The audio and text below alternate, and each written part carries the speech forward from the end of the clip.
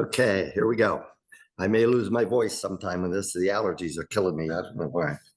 It's bad. Let me get rid of this cane. I have an arthritic knee. That's my problem.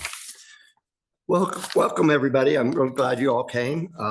I've been writing history of Newport County and even quite a bit of Little Compton for quite a while. I did an article for the Sakonnet Times, November 29th, 1978. Can't open it. It's getting old. The Sakonnet Steamboats. Okay. So I've been involved in this a lot. I recently got an award from the Portsmouth Historical Society for 52 years service. So that's what I do. Okay, so what I'm going to do tonight is show you some slides and pictures. I have obviously a very large photographic collection, and a lot of it's up here in these albums. It amounts to photographs and postcards from Westport to Jamestown, and the number, I never counted them, but the number is somewhere in the vicinity of 7,000 or 8,000. And I use them all the time. I really do, as you'll see tonight. I also collected baseball cards for a long time too. And I sold them about a year and a half ago. I had a lot, $44,000 worth. And my wife said, "You waited 10 years too long." Okay, so what we're going to do tonight is talk about the steamboats that went to Sakonnet Point, and also quite a bit about what was going on at Sakonnet Point at the same time. So it's sort of a combination of those two subjects, which obviously interrelate to each other. I can see how to advance this. We'll get going. Okay. She never showed me how to advance. Where'd she go? Oh, I'm right here. I need help. This isn't my computer, so I'm struggling a little.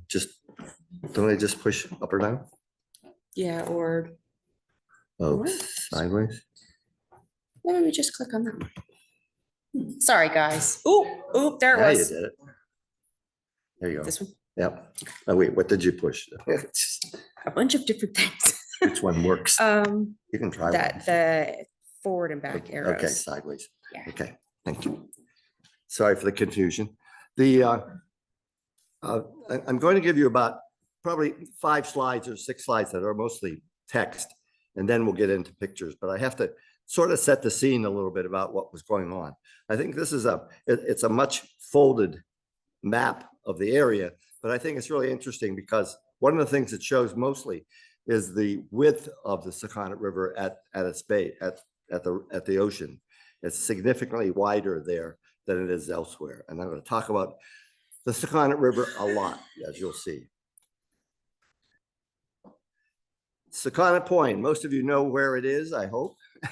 At the southern tip of the Sakonnet River, where it meets the Atlantic Ocean. It's long been a great location for the fishing business, especially. And several times in the late 19th century and in the early 20th century, a small harbor there was enlarged to accommodate larger fishing boats. It was enlarged about 3 times in the 1890-1920 period. In addition, the vast farmlands of Little Compton provided agriculture as the main occupation of the community. And of course, the problem with agriculture is you got to ship the farm produce somewhere. And so this was the big problem, is both with the fish and with the agriculture, is how to get it to market. So throughout the 19th century in New England, we all of a sudden had steamboats. Steamboats were invented, I think I have, the French invented it in the late 18th century.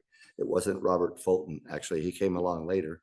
But they developed steam power for shipping goods and for people riding and so on.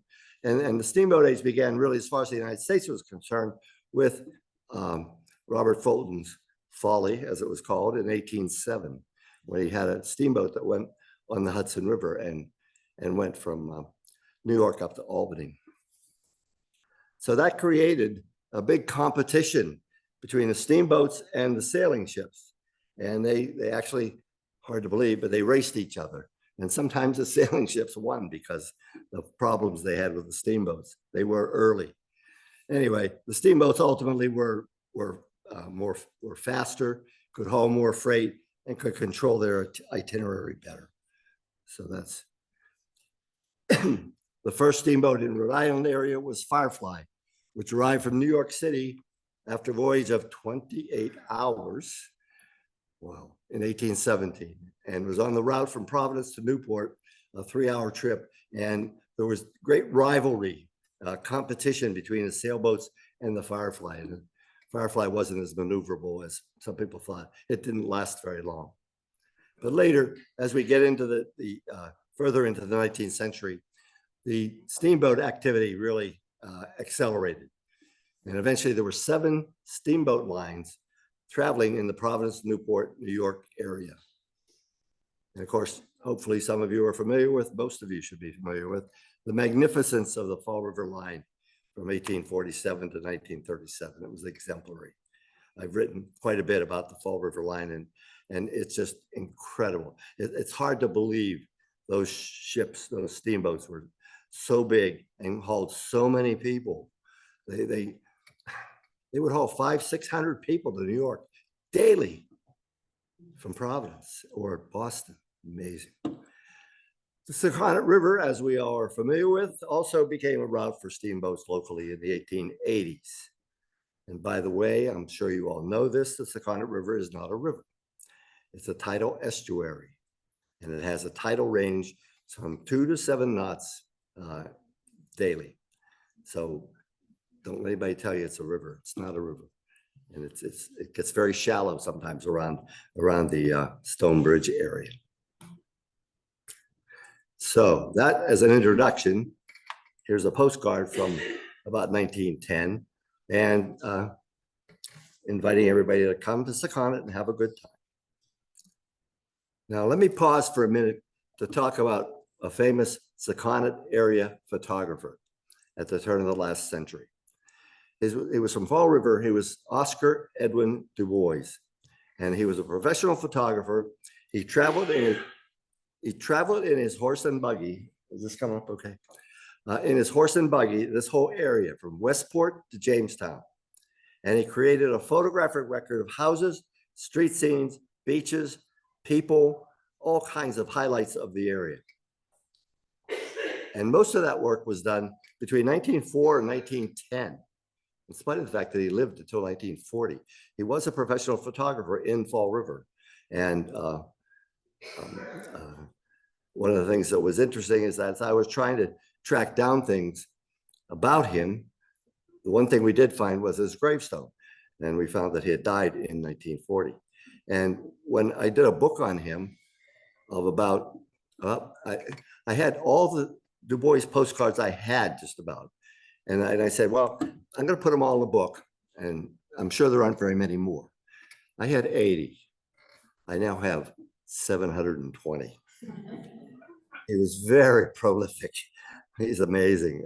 I just, obviously I wasn't around, but I was pretty close to his age. But I admire this man and his work as a photographer. He was an outstanding photographer. And so it seems like, I don't know, maybe it was just on weekends, but he rode his horse and buggy from Fall River out into the country, much of it to Westport, Tiverton, Little Compton, out in this area. And he left us an exceptional photographic record of this area. When you see some of his photographs, and I will point them out, you'll know that you have seen them before, but it's just amazing. And some of them are rather tricky, like this first one here. Somehow he photographed a picture of himself in his horse and buggy on the top left there. This is on the road, and the same thing on the top right. That's him in his horse and buggy. About, I think what it was, probably about 1980, a woman knocked on my door and she said, I want to talk to you. And I said, beg your pardon? And she said, I am O.E. Du Bois's daughter, and I want to thank you for what you did for, recognizing his work. That was really cool. We had a long talk for an afternoon. The picture on the bottom is a composite of his photographs. These are all individual postcards that he did. But I guess this was, I think it does say somewhere on there, Merry Christmas, that he was doing that for the holidays, pinning a bunch together. And these were available in all the local stores and everything. And again, in most cases, they were penny postcards, all black and white, almost all sepia tone. Okay. And I like to reproduce the sepia because some of these pictures, when you make them black and white, they really wash out. So he did his work in sepia, which is the brownish image. I'm sure most of you know that. Anyway, these are some examples of his work. You'll see more as I go through this. Okay, so what was going on at Sakonnet Point in the late 19th century? The main personality is Colonel Henry Sisson. Colonel Sisson lived in the Stone House. He was a veteran of the Civil War, associated with the Sprague Manufacturing Company in Providence, and he also served as lieutenant governor of Rhode Island from 1875 to 77. The Stone House was his home. But he owned more than that. He owned almost the whole Sakonnet Point for a while. So he was a very ambitious entrepreneur. He owned most of the point and had divided into small house lots, hoping to sell them as vacation spots for people to come. They didn't sell. He had a hard time selling them. So he also had other ideas. It was part of his ambition. He first decided he wanted to put a railroad down to Sakonnet Point from Tiverton, joined with the railroad up there. And then he got put off on that. People said, "No, we don't really want all the smoke and all that stuff from a railroad. Plus, you're going to go through farmland." So then he came up with the idea of an electric trolley. Trolleys were becoming big in the 1880s, 1890s. In Newport, you had them from Fall River to downtown Newport, and you had 2 routes across the Aquidneck Island. So he wanted an electric trolley line, and he tried to get that done, and eventually he got support for it. In Little Compton, the vote was 107 to 6. In Tiverton, they had some reservations, but eventually they said, okay, 90 to 50, 48 was the vote. The cost for Colonel Sisson would be $100,000. And the cars would carry passengers and freight. Okay. But this line was never built. Okay. Imagine if it had. Anyway, trolleys were really big. On Aquidneck Island, they were everywhere. That's my next lecture in Portsmouth. Okay, this image illustrates the original purpose of what Providence Journal writer Dave Patton, a Little Compton resident who wrote for the Journal in the sort of 30s, 40s, and 50s. He did a lot of reminiscing about what things were like in the old days. And he wrote a column several times a week, and some of them were put into books. I have, not counting the books, I have 2 books, but as far as loose articles from the newspapers, I have probably about 70 of his articles. And he talked about potato boats and things like that. And you can see this is Queen City leaving Providence as a potato boat with all the empty barrels on the bow of the boat there. Okay. So it was an important area, again, for farming and for fishing. Take a short break here a second.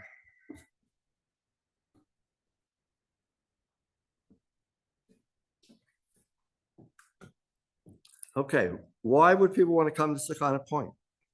It was a fishing village, a lot of fishing boats around here, and the fishermen worked during the long periods of the year.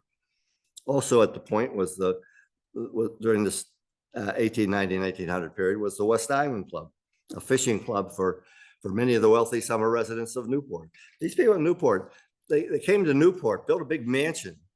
Then they decided, well, Newport's too busy. We're going to go out to Portsmouth and build a horse farm. And then someone went from there to come join the fishing club, to come over here. Can't settle down. It's amazing. And so in that period of 1885 to 1910 or so, the wealthy people were back and forth. And they even brought a few presidents of the United States to the West Island Club. And of course, as you may know, some of the pilings are still there, but nothing much else. It had fires after it was abandoned. So what was going on at the point of this?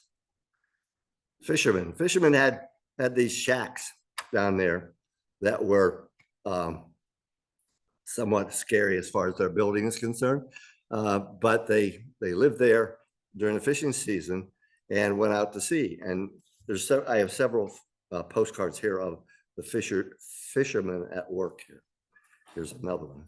So the boats that they had, and you can see the breakwater there in this one. This, by the way, is very much a Du Bois postcard. The reason you can tell that is because the name is typed in it, and as is the location. And down at the bottom, you can see that. So, Sakonnet Point. The vistas were and are extraordinary, especially for those city folk from Providence. Providence was a really busy, heavy industrial city at this time. And keep in mind that in most cases, not a huge percentage, but almost all workers were men. And so the women, in a lot of cases, decided take a ride on a steamboat, go to Sakonnet Point for a day. Okay. So what one of the guidebooks said, Sakonnet has the benefit of the full sweep of the cooling and refreshing southwest breeze, which no other point on the coast except Block Island has in the same measure. Splendid views of ocean and coastwise scenery are obtained from nearly any position on the peninsula. And that's still true.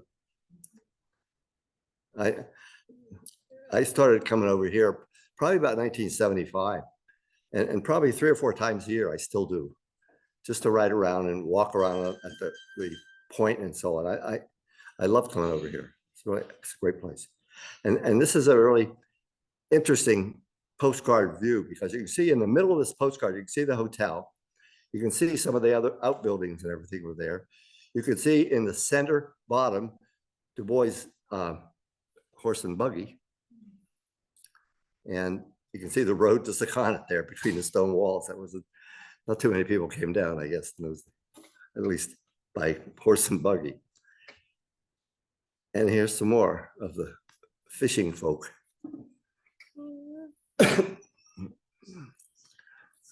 Had to get dressed up to go to the beach, I guess, the bottom one there. What I like about the bottom one is the string of boats in the upper left there, and one boat taking smaller rowboat kind of boats out to fish. And one of the things, and what I did in my photography career was do a lot of black and white photography, because I had a dark room and I printed a lot of things myself. I copied a lot of Du Bois postcards and so on for my collection of stuff. And if you look at the bottom one here, it's a little bit soft, but look at the next one. Look how sharp. Wow. I mean, it's just like being there. Some people got dressed up to go to the beach, I guess. And you can see it must have been a Sunday afternoon or something. South Shore, Little Compton. The whole family's at the beach. What a beautiful picture that is. That's really extraordinary. Okay, so next we have how we got to the beach and to the point. There was, as you all know, one road along the coast from Tiverton down here, a long 13-mile trip from the bridges of Tiverton. There was a stagecoach from the Tiverton Railroad Station that came down here, but you can imagine that held about 6 people. There also were stagecoaches that ran from the railroad to New Bedford. And there were links, there were quite a few links between Tiverton and New Bedford. One of the things that introduced me to this area was at Tiverton Four Corners, there's a big house. It was a yellow house. I looked tonight, it's not yellow anymore, but it's the Sol Seabury House. And the Sol Seabury House was a home for Cornelius Sol, who was a whaler out of New Bedford back in the early 19th century. And eventually that home was more or less abandoned, but abandoned without cleaning it out. And a friend of mine, Richard Casamini, was given it. And so in 1970, he hired me as the historian. I didn't know anything about that. And we went over there, and it was like somebody had walked out the door in 1880, 1820. There was a China trade room, which had all kind of artifacts from the China trade, a lot of ivory and so on. There was a big whale skin, which was a map of the area.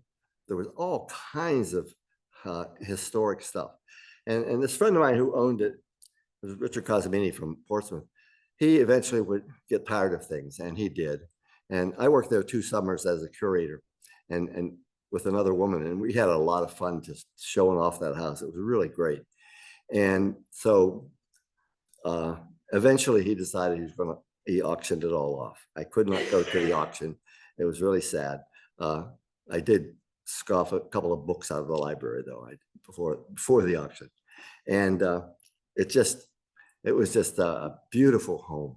It's a what do you call it? Real estate agency now. But I went over there about a year ago, and I walked into the office, and I said, I just want to take a look, because I said I used to work here again in the early 70s. And the woman said, oh, there's a lot of history of this house. We have a brochure. Here it is right here. And she handed it to me. I wrote it. So I said, oh yeah, I recognize that. Anyway, but that was really an introduction for me to come over here. And one of the people that we met who came to the museum on a Sunday afternoon was Dave Patton. And to sit and listen to him talk for an afternoon, just spectacular. Okay, so the stagecoach thing didn't work out very well, as you might imagine.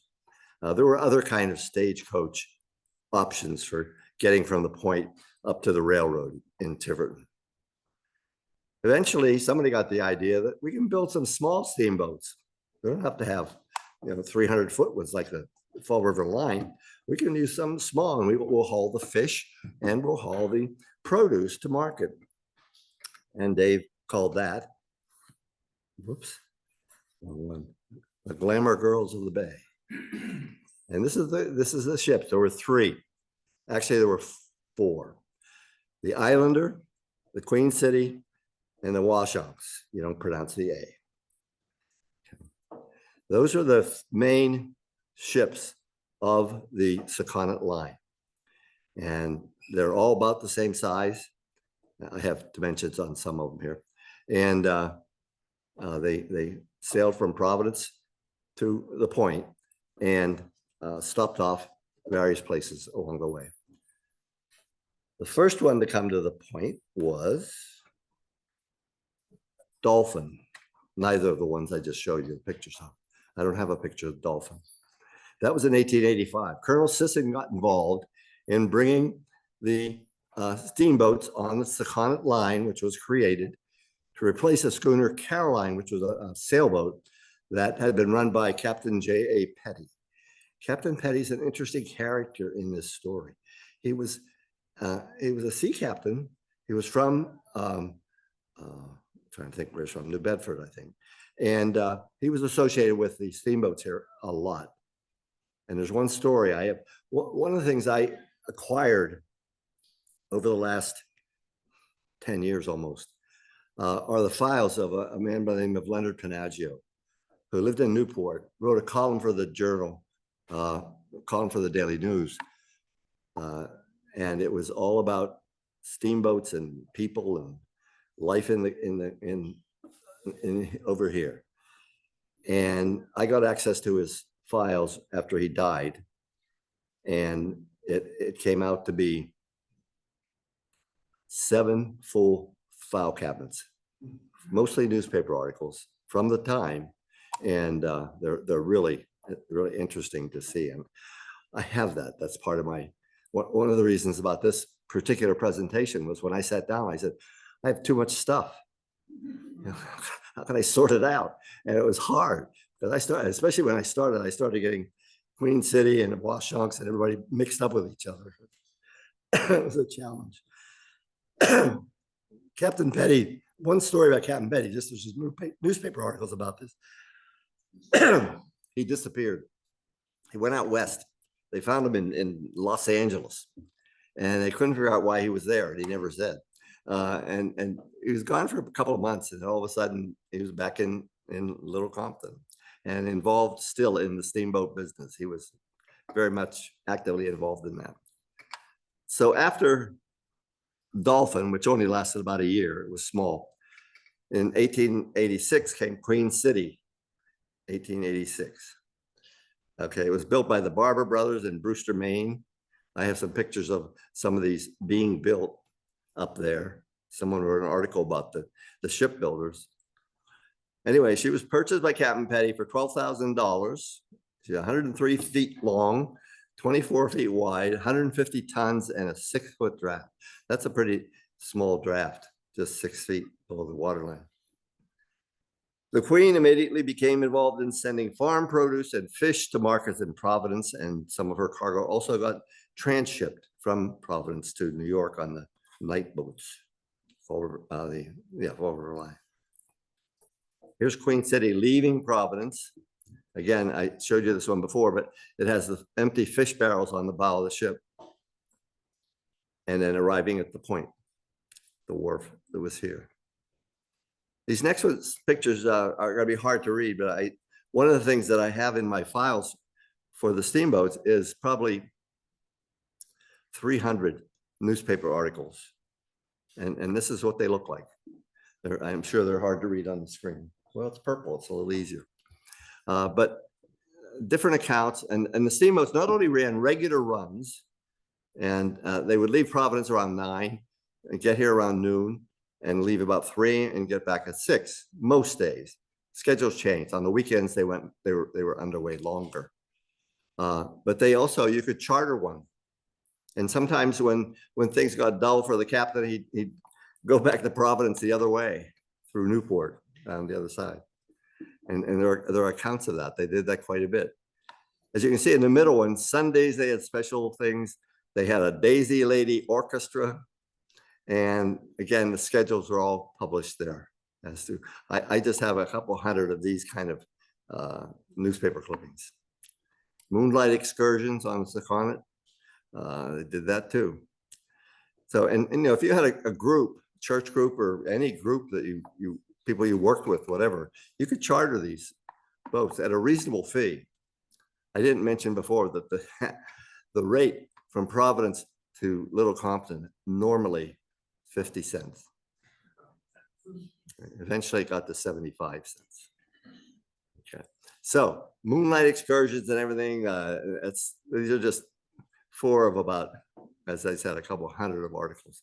And then this one is a big ad in a magazine that talks about Queen City, and gives, in the middle of it, it gives the rate, the timing of they would stop coming down. They would stop in, often, not every time, every port, but they would stop in Bristol. They would stop sometimes at Sakonnet Point in Portsmouth, sometimes in Tiverton, and sometimes at Four Corners, and keep on going. So, and they stopped to haul on produce or passengers. The big link was with the railroad that in the early days ended at Tiverton at the Sakonnet River there, which was extended later on in late 1860s and 70s. But the timetables there, an advertisement of the Davis House, which was a place to stay.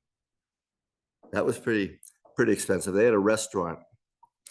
Let's see if I transposed it. It's kind of hard to read. It doesn't have the menu there, but that's on another slide. You'll be surprised. It's very reasonable. Soon it was determined that the steamboats could carry passengers for day trips back and forth to the point. Providence was a heavily industrialized city at the turn of the century, and the idea of a daily trip to the country had considerable appeal, especially by boat, and as I said, as a cost at first of 50 cents, which some people probably thought was too much. Passenger traffic on the potato boats quickly gained wide appeal, and the Sakonnet line, as you'll see in some photographs that are coming up, was carrying large numbers of passengers to the point, especially on weekends. This first picture doesn't show that very well, but the second one does. See all the people getting off the boat down the bottom. And you could walk to a shore dinner hall. You could walk to the beach. You could go just about anywhere. You had about 3 hours to do what you wanted to do. Eventually, a hotel was built on the rocks at Sakonnet Point, the Sakonnet House, 1888. Later, it was taken over by Thomas Lyman, and it changed the name to the Lyman. And that's a pretty substantial building, even though, as we all know, it was built on the rocks. And it didn't do too well in 1938. Okay. But you can see it was really a large hotel. And I have a couple of pictures of it here. And then I have notes on some of the accommodations. It's just another view of it. Obviously right on the water. In 1901, its 75 rooms were available at $250 a night. The hotel provided bathrooms, 1 bathroom on each floor, and hot and cold running water. And here's some interior views of the hotel, the restaurant on the right, and I guess it's a sitting room, the lobby view on the left. Looks like it was very comfortable. And here's some more of that. Fireplace at the end. Okay. Very, very Victorian, but you know, you can imagine that was the era. And the crowds began to arrive. In 1893, Washounks was added to the line. As I mentioned, she was named for the queen of the Sakonnet tribe in the 17th century. And Washounks was, well, I'm going to talk more about her in a minute. They also had been built by the Barber brothers in Maine. So now there were 2 steamboats on the line, and it's an indication not only of the need for shipping fish and farm produce, but also the growing popularity of the day trippers from Providence to the Point, Providence and elsewhere. Washounks was queen of the Sakonnet tribe in the late 17th century when the settlers were just getting here, and was remembered as being very friendly to the local settlers. This is a statue of her from the bow of a boat, of the Washounks boat. Now the next picture I need some help with because I don't know. There is a Washounks stone. Where is it? Where? Okay. This is a picture of it in 1908 or so. And again, another Du Bois postcard. So she was very friendly and got along very well with the locals as they were settling here. Okay, built in 1893, it came to the Sakonnet line in 1894, and it operated for several years, but unfortunately she burned at the Humphrey Wharf in Tiverton while in winter storage in 1901. There were some mysterious circumstances because no one was on the boat and they couldn't figure out how the fire had started. Anyway, it didn't last very long. In the 1890s, the trip to the Point most days would leave Providence at 9, stop at Humphreys Wharf in Tiverton to pick up passengers from the train station, continue through the Stone Bridge with a stop at Brownell's Wharf in Portsmouth or Almy's Wharf on the south, onto the Point, arriving around noon. Yeah. The steamboats had a hard time negotiating the cut between the bridge, between Railroad Bridge and the Stone Bridge. Again, the tide was difficult. I'm sure a few of you have sailed through there and it's hard. If you're going against the tide, it's not easy to do. You almost have to motor. And so the steamboats had the same problem. And I have one account, a newspaper account of Queen City bouncing off the pilings on the bridge, doing a lot of damage to the ship trying to get through. So then you could do whatever you wanted on the Point. You could have lunch, you could have a walk to the beach, you could go swimming, just, you know, you could watch the fishermen, anything you want to do. And then at 3 o'clock, they would return and have stops again along the way and get back at 6 o'clock. What a neat trip that must have been. I tell you, I would love to have done that. And again, weekend trips provided a little bit longer stay. For other trips, the boats would sometimes stop in Tiverton at Four Corners or Pierce's Wharf, not at Four Corners, but at the road at the end of Four Corners, okay, where the river is. And Bristol Ferry in Portsmouth was sometimes used also. Bristol Ferry at Portsmouth was mainly used for the big boats, the boats that went from Providence to Bristol Ferry to Fall River. Okay, big steamboats. Okay. Fare for the trip, 50 cents, but eventually inflation took over. It became 75. The third ship to come online was Islander. This is Islander. Dimensions were 110 foot long, a beam of 19 feet, draft of 6'8", 325 horsepower, and a maximum speed of 14 knots. That's sort of a standard for all of these boats, by the way, around 14, 15 knots, and no faster. And of course, a lot of cases, they were loaded down with a lot of passengers, and so they had a lot of weight. And as the next picture shows you, this is Islander. Look at the people.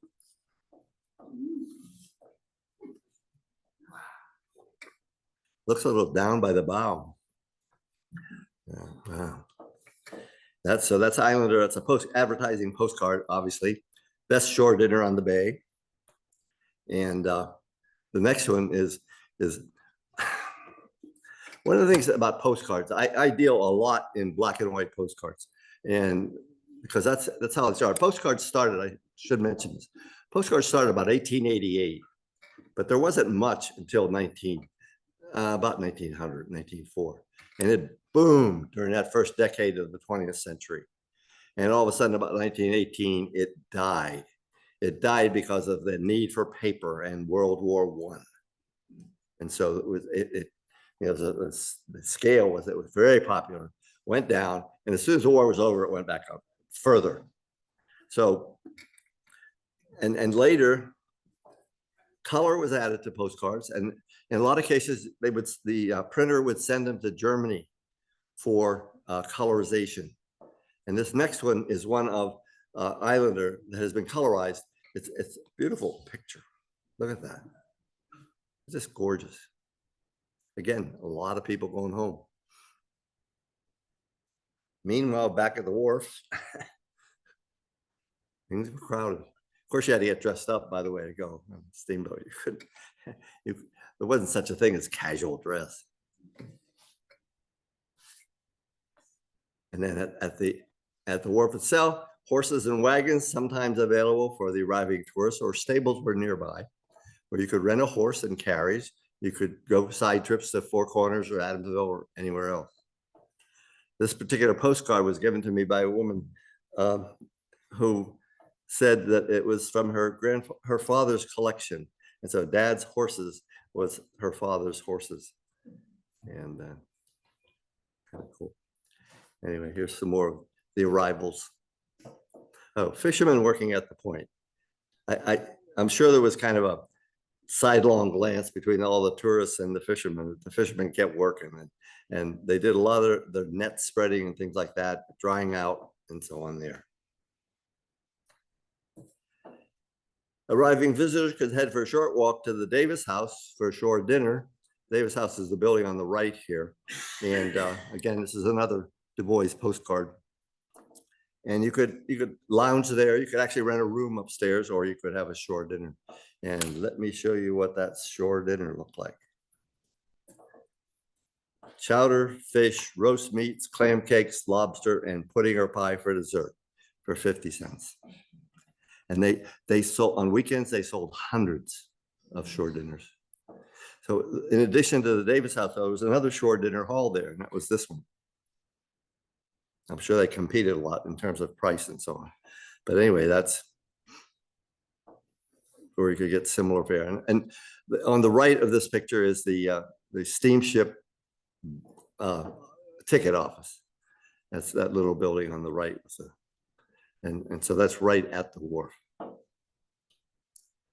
You could take a walk to the beach. This is one of my favorite views, even today, of the beach at Sakonnet Point. Again, it's a Du Bois postcard. He numbered most of them, but not all of them. I'm glad he didn't number them, though, because I have a notebook which has those numbers written in it and what they were. And so when I go to a postcard show, like the Rhode Island Postcard Show, I can find out that I haven't, whether I had this one or not. Okay. When I first started back in the 70s, I could get Du Bois postcards for 75 cents to about $1.50, $2. Now, for the most part, it's $18 to $20. I made them too popular, I'm afraid. Now, speaking of beautiful postcards, again, this next one is really beautiful. Look at that. That gorgeous across the cove. Again, it's colorized. Those aren't the natural colors, and colorization was a big thing they did in Germany. The Germans were very good at that. Now things began to change, and here's why they began to change. Oh, not yet. Oh, I'm looking at the little picture and I'm getting the wrong thing. Okay, let's go back. The dining hall, and what this picture is on magnification is the staff of the dining hall all standing out in front with their aprons on and everything, waiting for the boat to arrive. And then you can go to the beach also, okay, as in this bottom picture. Or you could go to the beach with Mr. Du Bois and have your kids be a model for his photographs. There's a really nice pictures too. South Shore Beach. So from 1901 on, the shore dinner hall at the Point was run by Phil and Grace Almy, who were people from down here. They owned a clam house down here. And on weekends, they would often serve as many as 400 or 500 shore dinners, less on weekdays. Shore dinners are very popular with the visitors, and as I said, the price was right. They also took over control of the Islanders' trips to the Point in 1901 and operated the operation there from Providence. And Islander continued to serve the Point. It was the only steamboat at this time. Continued to serve the Point until 1917, when she was sold by the Almys to serve as a tour boat in New York City. Again, the whole idea of taking a day and going off to the country, to the beach, lost interest. I think World War I might have had something to do with that, but also the fact that the automobile and the buses and things like that were competing with the boat trips. You could get there by bus in only an hour and a half, whereas the boat was 3 hours. So there was that attraction. They made up postcards in those days. This one's, I find this one kind of funny because if you read it, I'll let you read it. Why would they put a picture of a boat on it instead of a scenic, pretty view? Yeah, this is 1912. So what happened to the steamboats? The postcard illustrated the transportation transition that put the steamboats out of business. And this picture illustrates it. I think this is the postcard I paid more money for than any other one because of the two forms of transportation and the stone house in it. I think I paid about $75 for this postcard. It's really an outstanding one. It's also a Du Bois postcard, by the way. But you got the two cultures clashing there with the horse and buggy, the wagon, and the automobile. Anyway, that's a special one. Here's the change that took place. As you can see in both these pictures, you have automobiles that drove to the Point and competed with the local mass transit. So again, it became a popular place for automobile rides also. And as I said earlier, it is for me too, still. This is kind of an interesting postcard, a little bit different, but I like that. The rocks really add a lot.